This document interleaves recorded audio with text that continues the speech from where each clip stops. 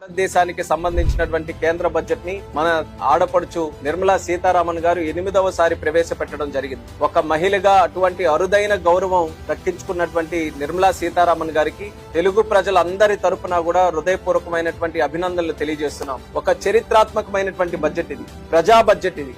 గతంలో ఎన్నో బడ్జెట్లు మనం చూసాం, కానీ అందరినీ కూడా కలుపుకొని ప్రతి ఒక్క అంశాన్ని కూడా ప్రస్తావిస్తూ అందరికీ కూడా మంచి చేసే విధంగా నిర్ణయాలు తీసుకోవడం అనేది చాలా సాహసోపేతమైనటువంటి కార్యక్రమం. నరేంద్ర మోదీ గారు ఒక ఆలోచనతో వికసిత్ భారత్ 2047 భారతదేశం ఒక డెవలప్డ్ నేషన్ గా తయారు చేయాలి, ఆ ఆశయంతో ప్రతి ఒక్కరూ కూడా ముందుకు నడవాలి అని ఏదైతే ఒక అంశం ఉందో 4 వర్గాలని ప్రధానంగా తీసుకున్నారు. పేదవాళ్ళు, యువకులు, మహిళలు, రైతులు. భారతదేశం భవిష్యత్తులో వికసిత్ భారతదేశంగా తయారవ్వాలనంటే ఈ 4 వర్గాలని ఒక ప్రధానమైన పునాదులుగా మనం తయారు చేసి వాళ్ళ తాలూకా అభివృద్ధికి మనం సహకరించాలనే ఆలోచనతో వాళ్ళ తాలూకా సమస్యలన్నీ కూడా అవగాహన చేసుకుని బడ్జెట్ లో కొన్ని విషయాలు పొందుపరచడం జరిగింది. ఇన్కమ్ ట్యాక్స్ లో ఒక చరిత్రాత్మకమైనటువంటి నిర్ణయం తీసుకొని 12 లక్షల వరకు ఇన్కమ్ ఉన్నటువంటి వారికి 0 ఇన్కమ్ ట్యాక్స్ అనే నిర్ణయం ఒక విప్లవాత్మకమైనటువంటి నిర్ణయం, సాహసోపేతమైనటువంటి నిర్ణయం. అటువంటి నిర్ణయం తీసుకున్నటువంటి